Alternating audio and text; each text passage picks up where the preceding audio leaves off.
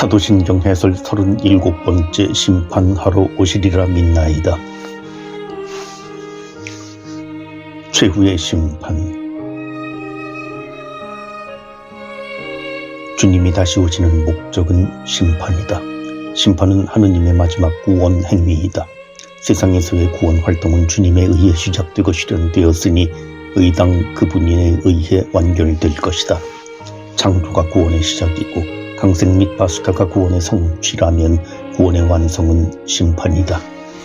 창조와 구원이 삼위일체의 공동사업이지만 그 일들의 시작과 성취는 모두 성자를 통하여 이루어졌다. 구원의 완성은 성자를 통하여 마무리될 것이다. 아버지께서는 아무도 심판하지 않으시고 심판하는 일을 모두 아들에게 넘기셨다.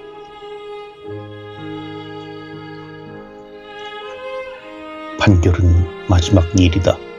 그것으로 모든 일이 최종 마무리된다. 재판 판결로 인해 피고인의 운명이 결정된다. 해방이냐 감옥행이냐가 판결로서 판가름난다. 심판은 구원 과정의 최종 순간이다. 가르는 것이다. 역사 안에 뒤섞여 있는 선과 악을 가려내고 진실과 거짓을 분간해내는 것이다. 사람의 아들이 영광에 쌓여 모든 천사와 함께 오면 목자가 양과 염소를 가르듯이 그들을 가를 것이다. 가르는 것은 분간하고 분리시키는 것이다. 뒤섞여서 분간되지 않는 것을 가르는 것이다. 수확할 때에 내가 일꾼들에게 먼저 가리지 가라지를 거두고 단을 묶어 태워버리고 밀은 내 곳간으로 모아들이라고 하겠다. 염소와 가라지는 악과 거짓을, 양과 밀은 선과 진실을 가리킨다. 심판은 갈라서 좋은 것은 복원하고 나쁜 것은 없애버리는 작업이다. 그것은 악에 대한 결정적 승리를 일구어 내고 악을 소멸하는 것이다. 판결에 대한 우리의 선입견 때문에 심판을 긍정적으로 생각하지 않는다. 심판은 무섭고 두려우기만 한 것이 아니다. 물론 최종 판결이므로 죄 많은 우리는 심판대 앞에서 두려움을 느낄 것이다. 심판은 희망의 대상이기도 하다. 내가 곧 간다. 나의 상도 가져가서 각 사람에게 자기 행실대로 갚아주겠다. 심판은 우리가 상상 못할 정도의 엄청나게 후한 보상의 순간이기도 하다. 심판 때에 우리가 이 세상에서 행한 작은 친절과 미소, 격려와 도움, 슬픔과 눈물, 고통과 박해에 대한 후한 보상을 받게 될 것이다. 너희가 내 형제들인 이 가장 작은 이들 가운데 한 사람에게 해준 것이 바로 나에게 해준 것이다. 심판의 기준은 주님과의 관계이다. 이 관계는 모든 이들, 특히 굶주린 이, 목마른 이, 나그네와 헐벗은 이들과 맺은 관계에 의해 결정된다. 도움을 필요로 하는 이웃과의 관계가 심판의 기준이다. 그들을 사랑하고 보살핌으로써 그들 안에 계시는 주님과 어떤 관계에 있느냐에 따라 심판이 좌우된다. 따라서 주님의 재림과 마찬가지로 심판은 먼 장래에 국한된 일이 아니라 지금 이 순간에 진행되고 있는 일이다. 지금 행하고 있는 모든 일이 주님의 심판 아래에 있다. 재림하실 주님께서 지금 찾아오고 현존하심으로 종말에 실현될 주님의 심판은 현재 진행 중이다. 내 말을 듣고 나를 보내신 분을 믿는 이는 영생을 얻고 심판은 받지 않는다. 그는 이미 죽음에서 생명으로 건너갔다. 죽은 이들이 살아날 때가 온다. 지금이 바로 그때다. 재림과 심판은 세상 마지막 일들이지만 그 일들은 현재 역사 안에서 진행되고 있다. 현재는 종말의 시기이다. 결정적인 때는 지금이다. 현재 프레젠트는 선물 프레젠트 곧 선사된 기회이다. 주님의 심판을 기다리는 우리는 현재 충실해야 한다. 주님에게 칭찬받는 충실한 종으로 수고해야 한다. 행복하여라. 주인이 돌아와서 볼 때 충실하게 일하고 있는 종. 신앙의 등잔에 사랑의 기름을 채워 놓아야 한다. 착하고 충실한 종은 지금 작은 일에 성실한 사람이다. 사도신경 해설 38번째 성령을 믿으며 성령의 파견 강림. 성부와 성자에 대한 신앙 고백 다음에 세 번째로 성령에 대한 고백이 이어지고 이뤄서 신경은 마무리된다. 이 고백 이후의 신경 내용은 성령의 활동과 연관된 사항들이다. 거룩하고 보편된 교회, 성인의 통공, 죄의 용서, 육신의 부활, 영원한 삶 등은 성령께서 성부와 성자와 더불어 주관하시는 사건들이다. 성령께서 강림하심으로써 교회가 태어나고 성인들 간의 사귐과 나눔이 이루어지며 성사가 거행되고 마침내 개인과 세상의 구원이 최종 완성된다. 성령의 이 고유한 구원 활동을 교회는 성화라 칭하고 성령을 성화주라 부른다. 성령 강림은 성자의 구원 사업이 성취된 결과이다. 성자께서 강생과 삶, 죽음과 부활, 순환과 죽음, 부활과 승천으로서 구원 사업을 완성하신 이후로 성령께서 강림하셨다. 성령의 파견은 성자의 파견이 완결된 결실이다. 이는 무엇을 의미하는가? 성부로부터 계획되고 준비되어 왔으며 또 성자에 의해 실현된 결정적 구원 사건들이 성령에 의해 계승되고 최종 마무리됨을 뜻한다. 생명을 주시는 주님이신 성령은 성부로부터 비롯하고 성자를 통해 실현되는 모든 것, 하느님의 사랑과 은총과 생명 등을 성령께서 거룩하게 하시어 완성시키는 성화주이시다. 성령 없이는 교회가 생겨나지도 않았을 것이고 스스로 지탱하지 못하고 성인들 간의 친교는 성립되지 않으며 성사도 이루어지지 않고 하느님의 사랑과 생명이 시간과 공간의 제약을 벗어나 온 세대 사람들 안에서 자라지도 결실 맺지도 못할 것이다. 성령이 성부와 성자보다 못하고 뒤떨어지기 때문에 두 신적 위격 다음에 호칭되는 것이 절대 아니다. 성부와 성자와 더불어 영광과 흠숭을 받는 주님인 성령께서 세 번째로 호칭되시는 것은 거룩하게 하시는 성령의 고유한 역할 때문이다. 성부가 시초에, 성자가 과정에, 성령이 마침에 각기 고유하게 작용하시는 것이다. 밀가루로 빵을 만들어 먹고 싶어도 물이 없으면 반죽할 수 없고 또 불이 없으면 반죽된 밀가루를 빵으로 구워낼 수 없듯이 성부로부터 비롯하고 성자에 의해 성취된 하느님의 사랑의 업적은 성령 없이는 마무리되지 못한다. 성찬전례 중 집전 사제는 봉헌된 빵과 포도주 위에 손을 얹고 성령의 강림을 청하는 기도를 바친다. 성령의 힘으로 이 예물을 거룩하게 하시어 우리 주 예수 그리스도의 몸과 피가 되게 하소서 하고 축성 기원 기도를 바친다. 성령이 강림하심으로써 비로소 빵과 포도주의 봉헌 예물이 거룩하게 되어 성자 그리스도의 성체와 성혈로 변화된다. 곧 축성되는 것이다. 축성이란 창조된 것을 하느님께 예물로 바쳐 되돌려드림으로써 하느님의 소유가 되게 하는 것이다. 성령 강림으로 인해 빵과 포도주가 성체와 성혈로 축성되는 것을 성변화라 한다. 성령이 파견되심으로써 제자들이 사도 파견된 이로 변화되어 교회가 태어나고 또 선교 공동체 곧 명실상부한 교회가 되었다. 성령과 교회를 통하여 성자의 구원 사업이 세상 안으로 퍼지고 온 세계 모든 이들 안에 확장되기 시작하였다. 성자의 파견을 강생, 성령의 파견을 강림이라 한다. 성자와 성령이 성부에 의해 차례대로 하늘에서 내려와 세상 안에 강림하심으로써 성삼위의 사랑 및 생명의 사업이 완성되었다. 삼위일체 하느님은 두 가지 방식 곧 성자와 성령의 두 가지 방식을 통해 인간과 세상을 위한 구원 사업을 성취하셨다. 성령 강림 역시 성자의 강생과 마찬가지로 하느님의 자아 보기 및 자기 내어준이다. 그래서 두 가지 파견에 대해 내려오다를 뜻하는 강이라는 낱말을 쓴다. 하느님은 온전하게 내어주는 사랑의 방식으로 세상을 구원하셨으므로 하느님의 생명이 인간에게 선사되는 것이다.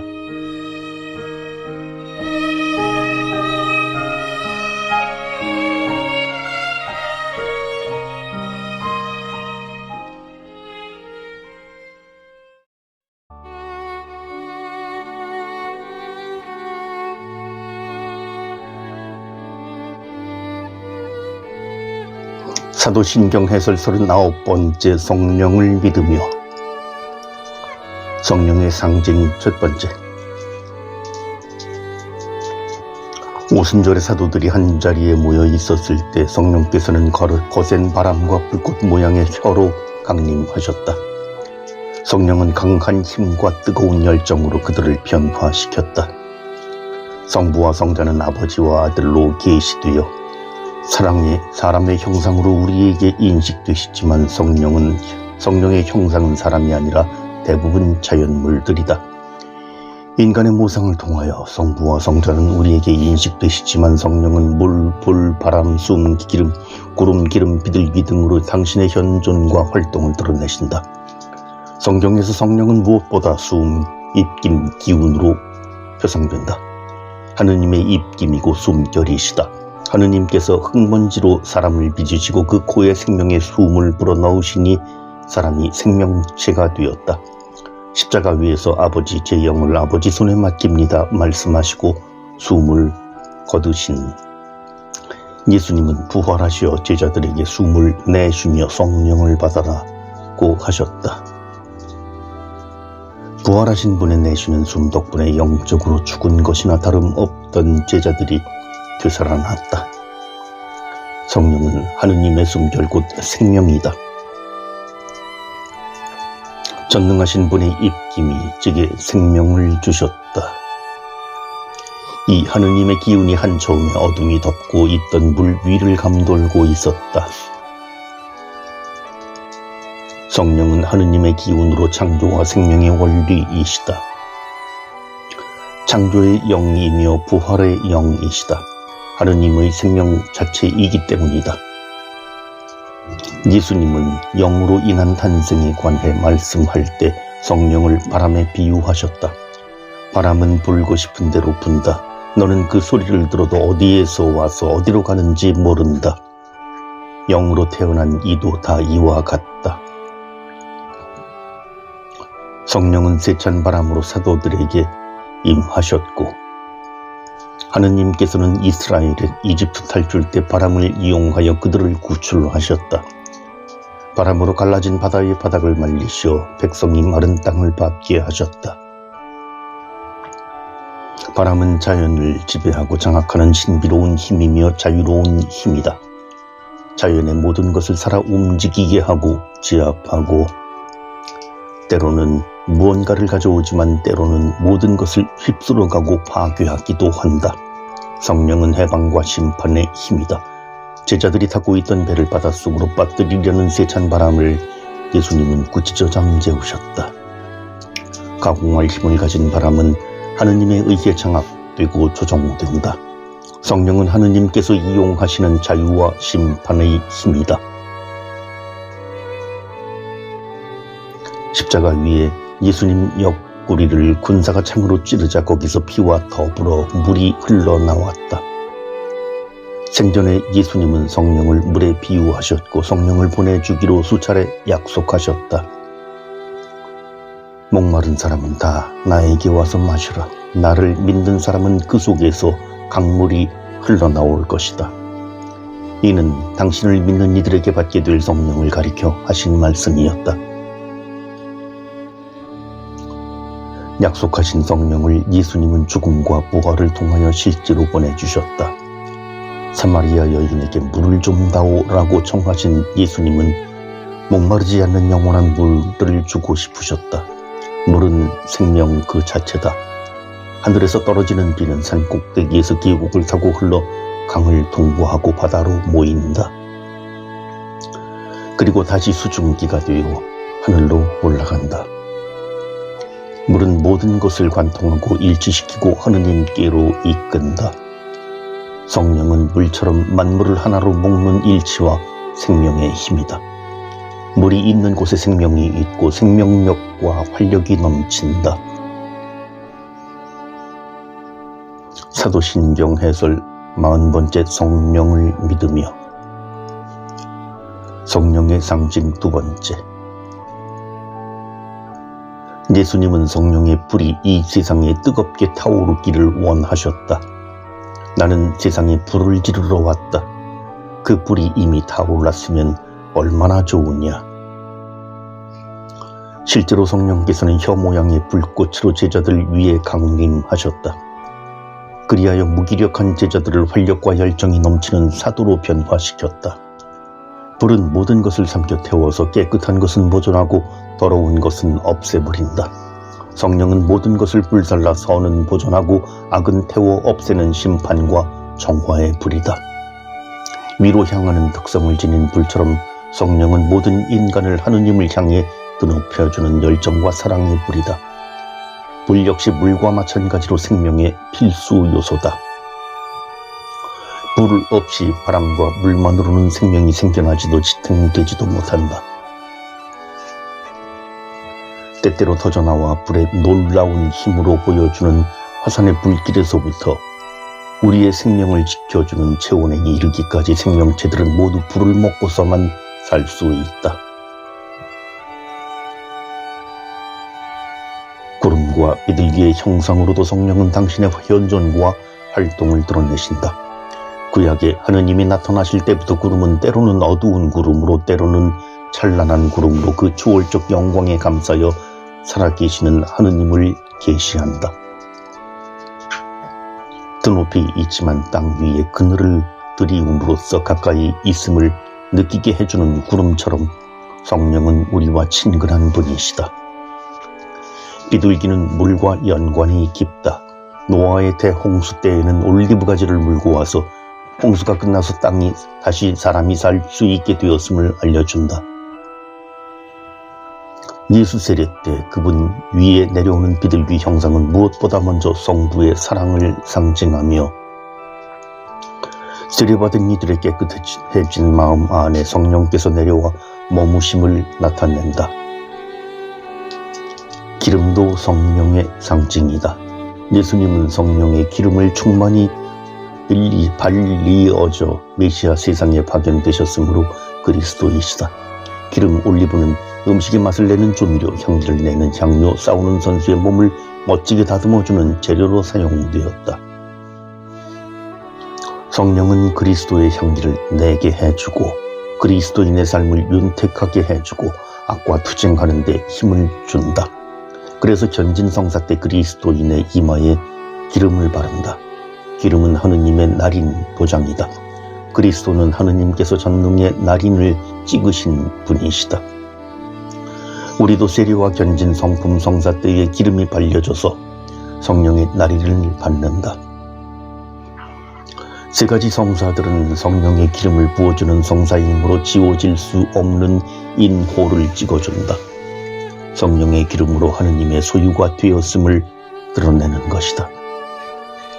성령의 상징들 숨, 물, 불, 바람, 구름 등은 생명체의 생존에 없어서는 아니 될 요소들이고 동시에 모든 생명체가 아주 가까이 접할 수 있는 것들이다.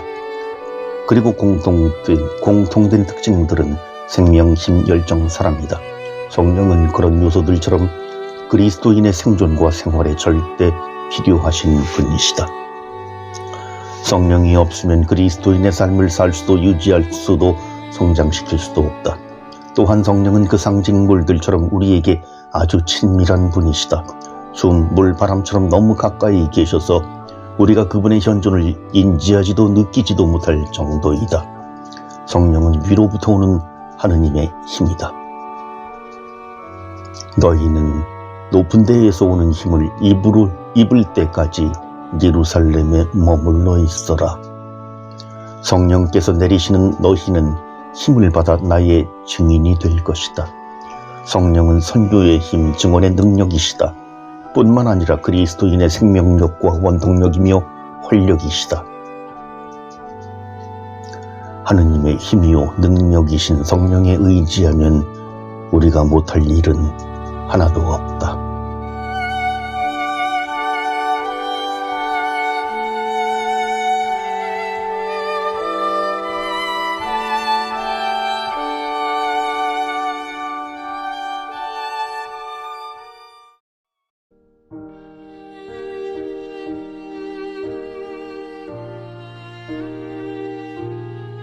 사도신경 해설 41번째 성령을 믿으며 성령의 현존. 성령은 그 표상물 들인 물불 숨처럼 고요히 현존하고 활동하신다. 그 표상들처럼 성령은 우리에게 너무 가까이 계심으로 만물의 생존에 필수적이면서도 또 아주 가까이 현존하심으로 우리의 관심을 별로 끌지 못하시는 것 같다. 신경도 성부와 성자에 대한 고백에 비해 성령에 관한 고백은 극히 간소하다. 다른 언급도 없이 믿음의 고백만 있다. 이는 성령에 대한 교회의 무관심 내지는 무시를 반영하는 듯하다. 교회가 성령에 역사적으로 무심하였을 때 활력과 생명력을 잃고 타성에 젖었다. 말씀은 살아있지 못하고 신학은 빈약하고 성사는 형식적 예식이 되고 전례는 과거에 대한 회상에 불과하고 기도는 기계적 반복이 되고 말았다. 성령은 우리 관심과 주목의 대상이 되지 못한 만큼 아주 친근하시다. 예수님께서 성령의 파견을 약속하시면서 진리의 영 파라클레토스, 새 성경에는 보호자로 번역됨이라 명하셨다. 내가 아버지께 청하면 아버지께서는 다른 보호자를 너희에게 보내시어 영원히 너희와 함께 있도록 하실 것이다. 보호자, 협조자, 위로자, 변호인 등으로 번역되고 있는 파라클레토스는 곁에 불러와 있는 이라는 뜻이다. 원래 어린이나 노약자 등 스스로의 힘만으로는 아무것도 할 수 없는 이들이 부르면 언제나 달려가 곁에 머물며 도와줄 태세를 갖추고 있는 이를 가리킨다. 어린아이에게는 엄마가 바로 그 같은 존재이다. 그리스도 역시 파라클레토스이시므로 그분께서 성령을 다른 파라클레토스라 칭하신다. 그리스도 자신이 지금까지 제자들과 함께 사시며 그들을 도와주고 보호해 주신 첫 번째 파라클레토스이셨다면 이제 더 이상 육체적 방식으로 그들 곁에 계시지 않으므로 그분은 당신의 아니 계심을 가까이 계심으로 바꿔주실 다른 파라클레토스를 보내기로 약속하신 것이다. 내가 떠나지 않으면 보호자께서 너희에게 오시지 않는다. 내가 가면 그분을 너희에게 보내겠다. 성령은 하느님의 현존 자체이시다. 우리와 함께 계신 하느님이라는 임마누엘 성자의 별명과 파라클레토스는 같은 뜻의 하느님 별칭들이다. 둘 다 하느님의 친근한 현존을 가리킨다. 곁에 불려와 계시는 성령은 우리가 하는 모든 일을 도와주는 협조자이고 우리를 온갖 죄와 위험과 시련에서 지켜주는 보호자이며 피고인으로서 재판석에 불려 있을 우리 대신 증언해주는 변호인이고 어려움과 고통 중에 허덕일 때 격려와 힘을 주는 위로자이시다. 파라클레토스를 이처럼 여러 가지 칭호로 바꾸어 번역하는 것은 그 뜻이 광범위하기 때문에 우리의 상황에 따라 우리 곁에 와서 베푸시는 무수한 도우심을 다양하게 표현한 결과이다. 성령은 진리의 영으로 죄와 외로움, 의로움과 심판에 관한 세상의 그릇된 생각을 밝히실 것이며 우리를 모든 진리 안으로 이끌어 주실 것이다. 성령께서 모든 것을 가르치시고 예수님의 모든 말씀을 기억하게 해 주실 것이다. 진리 안으로 이끌어 거짓을 깨닫게 하며 또 주님의 말씀을 기억해내어 이해하게 해주는 것이 진리와 성령의 주요 활동이다. 분별력과 이해력도 성령의 큰 선물이다. 거짓과 뒤섞여 있는 진리를 가려내고 잊기 쉬운 진리를 기억하게 하며 진리의 삶으로 이끄신다. 성령을 받은 제자들은 예수님을 십자가에 처형한 거짓과 죄가 무엇인지를 깨닫고 또한 그분의 말씀과 행동을 이해할 수 있게 되었다. 복음 선포는 성령이 죄와 의로움에 대한 그릇된 생각을 바로잡고 진리 안으로 이끄시며 예수님에 관한 모든 것을 이해하게 해주실 결실이다. 성령은 소리 없이 곁에 와 계시어 보호자와 협조자 진리의 영으로서 활동하신다. 사도신경 해설 42번째 성령을 믿으며 예수와 교회의 영.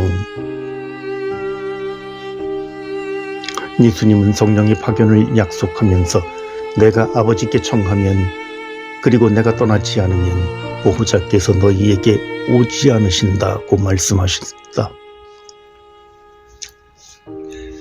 당신이 아버지께 간청하고 당신이 떠나가야 성령께서 이 세상에 파견되신다고 말씀함으로써 성령이 온전히 당신께 의존해 있음을 밝히신다.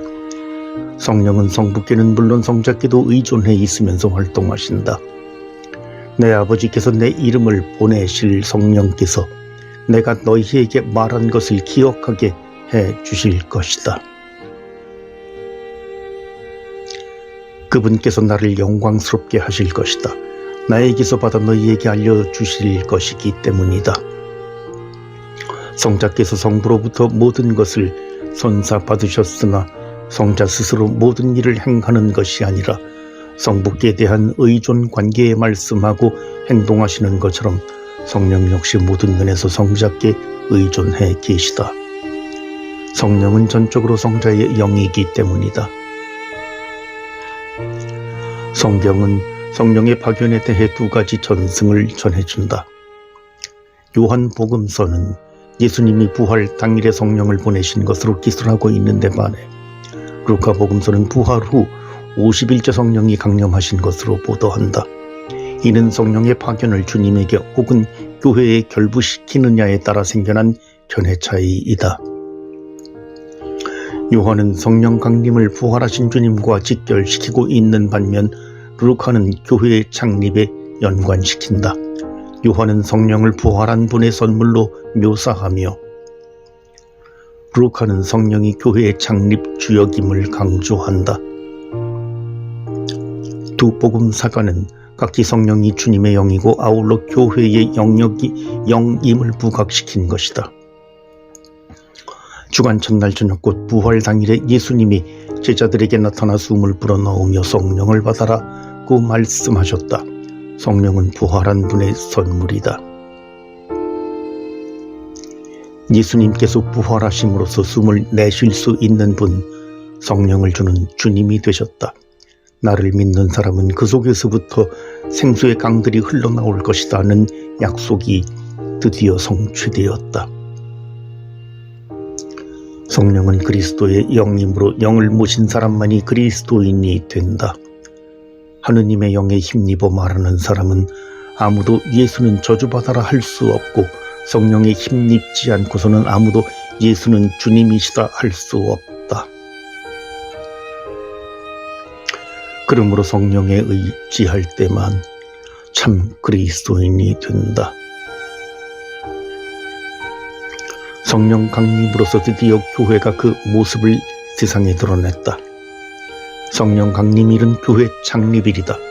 예수님이 생전에 메시아의 공동체를 설립하고 제자들을 교육시키고 그 조직의 뼈대를 형성해 주셨는데 십자가 사건으로 와해되었던 공동체가 부활 후 성령이 오심으로써 마침내 신앙 공동체 곧 교회가 태어났다. 교회는 예수 부활의 선물인 성령께서 강림하신 결실이고 선물이다. 사도행전은 성령이 교회의 탄생과 성장의 주역임을 기술한 성경이다. 성령께서 늘 교회와 함께 하심으로 교회가 초창기 시련과 박해를 견디어내고 선교 열정을 갖고 복음을 선포하면서 세상 안에 뻗어나가는 모습을 묘사한다. 성령의 표상인 세찬바람이 교회 내에서 시작된 것이 아니라 하늘에서 불어온 것처럼 성령은 교회 내에서만 활동하는 교회에 예속된 영이 아니라 하늘에서 내려온 영이다. 곧 하늘에서 내려와 교회 안에 활동하신다. 교회는 성령께서 충만하게 활동하시는 특유한 활동 장소이지만 유일한 독점 자리는 아니다. 그렇더라도 성령은 교회의 영이시다. 교회의 탄생과 성장 등 모든 활동이 원리이시다. 예수님의 공동체가 성령 강림 덕택에 교회로 태어날 수 있었던 것은 그로서 선교하는 모습을 보이기 시작했던 때문이다. 성령께서 너희에게 내리시면 너희는 힘을 받아 땅 끝에 이르기까지 나의 증인이 될 것이다. 성령은 특히 선교하는 교회의 원동력이시다.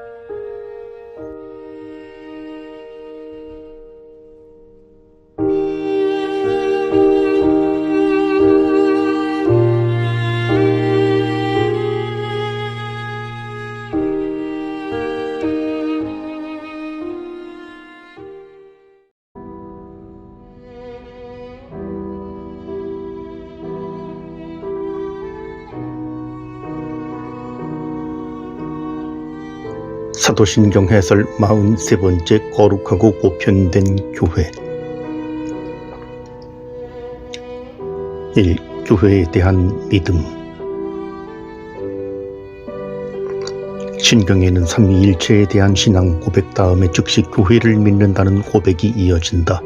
성삼위에 대해서와 마찬가지로 교회에 대해서도 저는 믿나이다 라고 고백한다. 교회도 믿음의 대상이다. 그렇지만 교회를 하느님처럼 믿을 수는 없다. 교회는 어디까지나 피조물이다. 교회는 전지전능하지도 영원하지도 무한하지도 않다. 교회가 믿음의 대상이기는 하지만 하느님께 대한 믿음과는 차원에 있어서 다르다.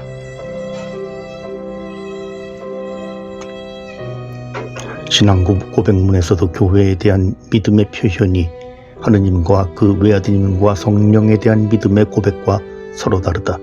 그 구별은 표현하자면 교회를 믿는다와 하느님께로 믿는다로 구분할 수 있다.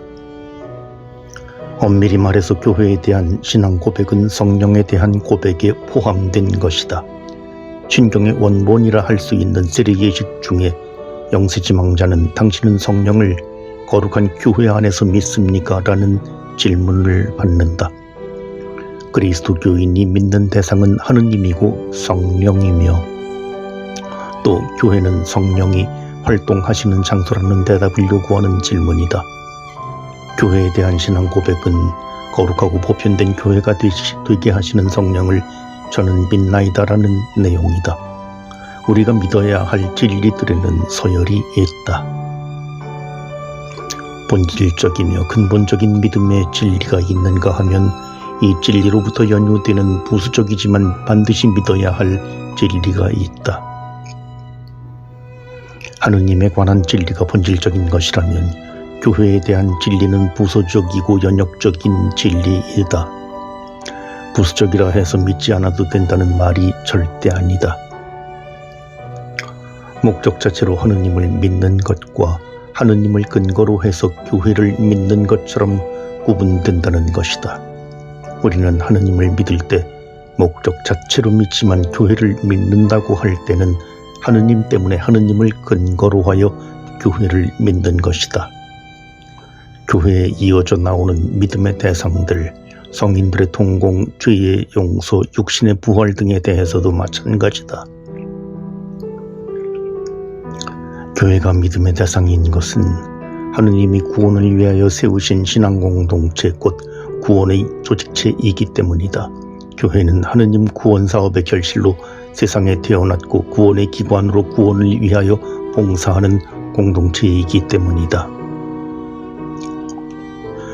교회는 하느님이 세상 한가운데 역사 안에서 구원을 펼치시는 과정에서 필연적으로 생겨난 결실이기 때문에 믿지 않을 수 없다. 그것은 하느님께서 몸소 사람들을 불러 모으신 신앙 공동체이기에 우리가 믿는 것이다.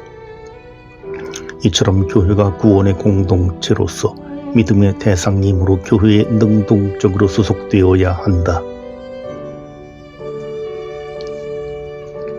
교회가 믿음의 대상이므로 교회는 건물이나 단체처럼 어떤 것이 아니라 생명체나 인격체와 같은 것이다. 교회에 대해 우리는 교회가 무엇인가가 아니라 교회는 누구인가라는 질문을 제기해야 한다. 교회는 단순히 신도들이 모여 이루는 집단이나 그 안에 모여 함께 찬양과 기도를 바치는 성당 건물이나 가시적인 조직체에 불과한 것이 아니다. 교회는 영혼과 육신으로 구성된 인간 존재에 비유될 수 있다. 가시적인 부분들 성당 신도 예직제도 규범과 보이지 않는 부분들 은총, 말씀, 사랑, 생명, 친교로 구성되어 있다. 하느님의 아드님 예수께서 가시적인 인성과 불가시적인 신성 두 가지 본성을 지니신 것과 같다. 교회는 그리스도의 몸이다. 교회를 이루는 가장 중요한 것은 하느님의 부르심과 선택 그리고 하느님과의 친교 및 신도들 간의 통교이다. 이런 불가시적이고 본질적 요소들로 인해 교회는 살아있는 생명체와 같아서 믿음의 대상이 된다. 예수님이 군중에게 말씀하고 계실 때 그 어머니와 친지들이 찾아왔다. 도착 전가를 듣고 그분은 누가 내 어머니고 내 형제들이냐? 하느님의 뜻을 듣고 실행하는 사람이 바로 내 형제요 어머니다 고 선언하셨다. 교회는 하느님의 말씀을 듣고 실천하는 사람들로 구성되고 또 그리스도의 피로 맺어진 새 혈연 공동체다. 사도신경 해설 44번째 거룩하고 보편된 교회. 교회 설립. 누가 언제 교회를 세웠느냐는 질문에 대해 쉽사리 예수님이 생전에 교회를 설립하셨다고 간단히 대답한다. 그 근거로 예수님이 베드로의 신앙 고백을 들으시고 그에게 새 이름을 주고 그 반석 위에 교회를 세운다고 말씀하시면서 하늘나라의 열쇠를 맡기시는 성경 대목을 내세운다.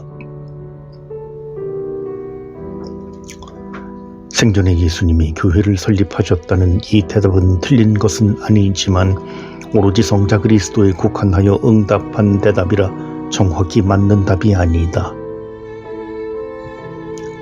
교회는 예수 승천 후 제자들이 뜻을 모아 사명 수행의 편의상 한순간에 창립한 것이 아니다. 그것은 구원의 긴 역사 안에서 준비되어 왔으며 마침내 세상에 그 모습을 드러내게 되었다. 교회는 그리스도의 작품만은 아니다. 그분의 삶 및 사명 수행과 더불어 출현한 것도 아니다. 전 구원 역사에 걸쳐 기획, 준비되고 창립되었고 또 완성을 향해 성장 발전하고 있다. 계획부터 완성까지 5단계를 거쳐 설립되고 성장한다. 그 단계들은 삼위일체 하느님과 긴밀히 결부되어 있다. 첫째, 교회는 세계 창조의 계획 때 이미 하느님의 마음속에 있었다. 하느님은 창조 때부터 모든 피조물이 가족처럼 당신을 중심으로 하나 되기를 바라셨다. 아담과 하와의 창조, 노아의 가족들의 구원 등은 가족을 구성하여 구원하는 것이 하느님의 염원이었음을 드러낸다. 그런데 세상 안에 죄가 들어와 하느님의 대가족을 분열시키고 파괴하였으므로 하느님은 한 개인과 한 민족을 뽑으셨다. 둘째, 하느님은 아브라함과 이스라엘을 부르고 뽑으셔서 당신의 구원 계획을 점차 나타내시고 약속과 그 성취를 통해 그 계획을 구체화하셨다. 이집트에서 종살이하던 아브라함의 후손들을 구출하시고 약속의 땅을 향해 인도하시면서 그 도중에 시나이산에서 계약을 체결하고 이스라엘을 당신의 백성으로 삼으셨다. 이집트 탈출과 옛 계약의 체결이 교회 창립의 기초 준비였다. 셋째, 하느님의 약속대로 아드님이 세상에 와서 때가 차서 하느님의 나라가 가까이 왔다. 회개하고 복음을 믿어라 하고 복음 선포를 하시면서 마음에 드는 사람들을 주변에 모으셨다.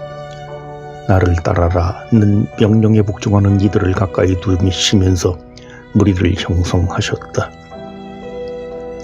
12 제자들을 주축으로 사람들을 불러 모아 작은 무리를 이루시고 또 이 공동체가 하늘나라의 열쇠를 맡기셨다. 생전에 예수님은 이 메시아 공동체를 위해 일정 조직과 질서의 규범 뼈대를 만드셨다. 제자들을 훈련시켜 선교 현장에 파견하기도 하셨으나 아직은 선교 공동체가 되지 못했다. 성령께서 강림하셔야 했다. 넷째, 성령 강림은 교회가 태어나게 되는 결정적 계기였다. 내가 세상 끝날까지 너희와 함께 있겠다고 약속하면서 세상을 떠난 예수님의 빈자리를 메우러 성령께서 오셔서 제자들을 사도로 변모시키자 비로소 교회의 모습이 세상에 드러났다. 성령과 더불어 태어난 교회가 세상 안으로 들어가 선교 활동을 펼침으로써 교회의 시대가 열렸다. 이제 교회는 하느님 나라의 도구로서 역사 안에서 성장을 개시하였다. 이미 시작되었으나 아직 완성되지 아니한 하느님 나라를 위해 교회는 수고하며 성장해 나가고 있다. 다섯째, 종말이 하느님 나라가 완성될 때 교회도 완성된다. 그 나라의 표징 및 도구인 교회는 완성된 하느님 나라에 의해 대체될 것이다. 그날을 향해 교회는 순례자로 성부의 말씀과 성체와 성령의 은사로부터 활력을 얻으며 전진한다. 교회는 성부께서 계획하고 준비하셨으며 성자께서 그 기초를 놓으셨고 성령께서 탄생시켰으므로 성상 위의 공동작품이다.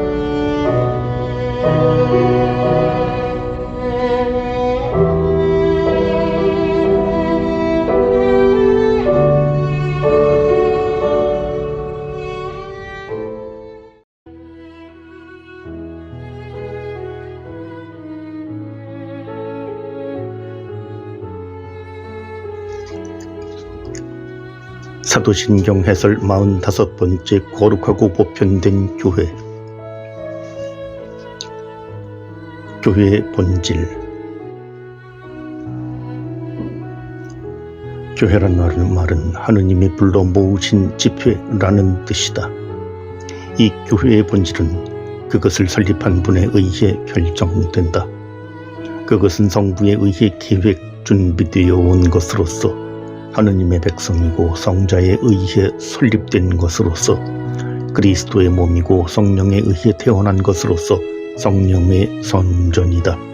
교회는 창조 때 하느님의 마음속에 품어져 있었고 이스라엘 역사 안에서 점차로 준비되어 왔으므로 성부의 작품 곧 하느님의 백성이다.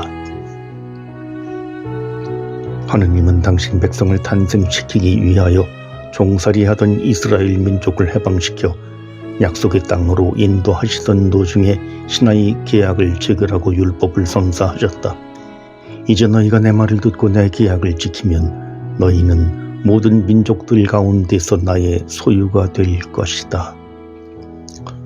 교회는 그리스도의 피를 통해 하느님께서 인류와 새 계약을 체결함으로써 태어난 선택된 민족 왕다운 사제 거룩한 백성이다. 이 백성의 구성원들은 하느님의 부르심을 받았고 그리스도로 말미암아 의롭게 되었으며 성령에 의해 거룩해진 사람들이다. 따라서 교회 안의 모든 이가 동등하다. 교회는 계약 체결로서 하느님과 생명 관계를 맺고 하느님께 속한 백성이므로 하느님의 모든 선물을 얻어 누리는 상속자가 되고 또 하느님의 보호와 인도를 받는다. 한편 계약의 선물인 율법과 복음의 법을 지킴으로써 계약의 준수에 충성을 다한다. 교회는 하느님의 말씀에 순종하는 말씀의 공동체이다. 교회는 예수님이 세상 안에서 말씀과 행동 곧 생애 동안 구원 사업을 펼치는 중에 차츰 체계화되었고 파스카 사건을 거쳐 형성되었으므로 성자의 작품 곧 그리스도의 몸이다. 예수님은 자신과 제자들의 또한 공동체와의 관계를 일치 또는 한 몸으로 표현하셨다. 나는 포도나무여 너희는 가지다. 나는 착한 목자이며 내 양들을 알고 내 양들은 나를 안다. 예수님은 아버지와 하나이듯 제자들과도 하나라고 단언하셨다. 교회는 십자가 위 예수님의 옆구리에서 흘러나온 피와 물로 인해 태어났다. 하느님이 잠든 아담의 옆구리 갈빗대로 그의 짝 하와를 태어나게 하셨듯이 십자가 위에서 죽음의 잠을 자던 예수님의 옆구리에서 교회를 만드셨다. 흘러나온 피와 물은 교회의 두 가지 기둥인 성체와 세례를 상징한다. 교회는 세례에 의해 시작되고 성체에 의해 양육되고 성장함으로 그리스도와 한 몸이다. 교회는 그리스도의 몸으로서 모든 면에서 만물을 충만케 하시는 그리스도로 충만해 있다. 교회가 그리스도의 몸이라면 그분 없이는 아무것도 아니다. 그분 홀로 교회의 머리이시고 교회의 모든 것은 그분에게서 온다. 주님의 만찬은 교회와 그 여러 가지 예배의 중심이다. 교회는 여전히 주님과 함께 있으며 온전히 주님인 것이다. 주님 것이다. 교회는 함께 모여 식사함으로써 친교에 이르며 또 이 친교로 세상 안에서 봉사할 힘을 얻는다.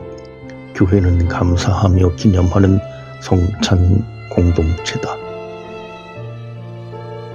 교회는 성령 강림으로써 마침내 그 모습을 뚜렷이 드러냈으므로 성령의 작품 곧 성령의 성전이다.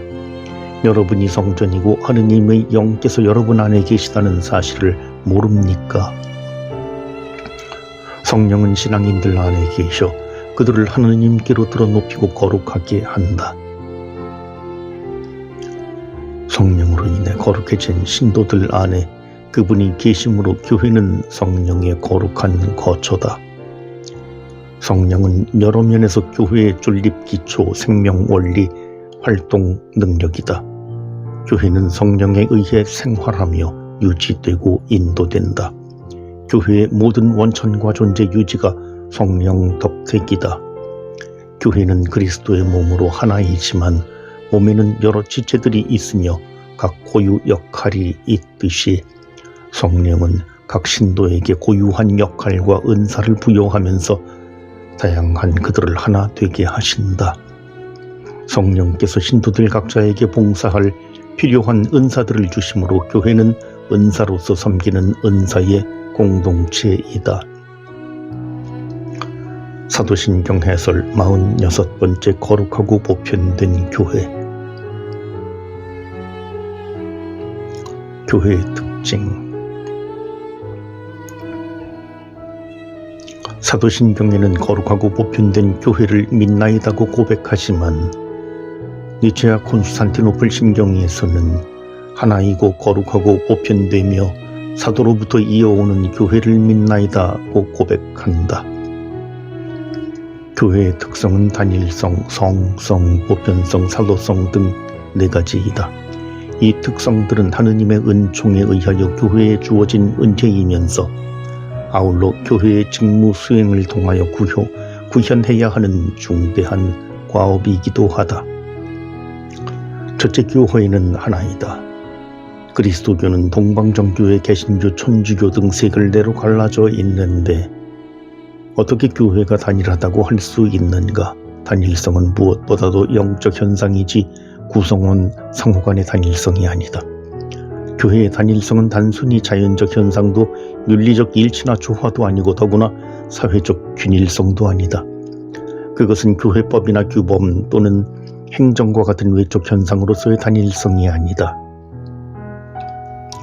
단일성의 근거는 성령 안에서 그리스도를 통하여 활동하시는 하느님 자신의 단일성에 있다.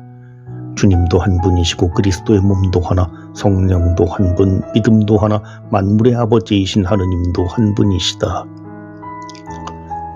하느님께서 온 세상 곳곳에 흩어진 만인을 하나의 하느님 백성으로 모으신다. 한 분 그리스도께서 말씀으로 이 만인을 모아 성경을 통하여 친교를 이루신다. 같은 세례로 모든 이가 그리스도의 몸의 지체가 되며 동일한 성찬 식탁에서 모든 이가 그리스도와 일치하고 서로의 일치를 도모한다. 한 분 주님 그리스도에 대한 동일한 신앙 고백, 유일한 하느님 자신을 향한 동일한 희망, 모든 이들을 한 마음이 되게 하는 동일한 사랑, 세상을 위한 동일한 봉사 때문에 교회는 하나다. 교회는 하느님 가족의 시작이다. 모든 이가 서로 다른 고유성을 지닌 채 이 단일성에 불리웠으므로 그리스도께서는 하나의 교회를 세우셨다. 일치와 단일성은 구원하러 오신 그리스도의 유일하고 간절한 염원이기도 하다. 아버지와 내가 하나인 것처럼 이들도 하나가 되게 해 주십시오. 삼위일체 하느님이 교회의 단일성의 근본 바탕이므로 그 단일성은 삼위일체적 단일성 곧 다수성을 인정하고 존중하는 단일성이다. 교회의 하나됨은 다양성을 무시하고 말살하는 획일성이 아니라 다양성 속에서의 단일성이다. 진정한 단일성은 다수성과 단일성의 근거가 되시는 삼위일체처럼 다양성을 인정하고 존중하는 하나됨이다. 교회는 하나이며 또한 따라서 하나라야 한다. 둘째로, 교회는 거룩하다. 그 구성원들이 죄인임에도 불구하고 거룩한 까닭은 교회가 하느님에게서 받아 누리고 있는 것들 자체가 거룩하기 때문이다. 곧 말씀, 성사, 은총, 생명이 거룩하다. 성성은 그 구성원들에서 나오는 것도 아니고 신도들의 종교 윤리적 행위에서 나오는 것도 아니다. 교회에 대해 순결한 장려라는 전통적 표현이 있는데 이는 교회의 양면인 거룩함과 죄스러움을 동시에 나타낸다. 교회는 죄인들의 공동체이다. 믿는 인간들의 공동체이므로 죄 많은 교회다. 그렇지만 교회는 인간들로 구성된 공동체이자 하느님의 은총으로 이루어진 하느님의 교회이다. 죄가 많아진 그곳에는 은총이 충만히 내렸다. 죄가 많으면서도 동시에 거룩하고 거룩하면서도 동시에 죄 많은 공동체다. 의인 겸 죄인인 교회다. 죄인 공동체가 하느님의 은총과 자비에 의하여 성인 공동체가 되는 것이다.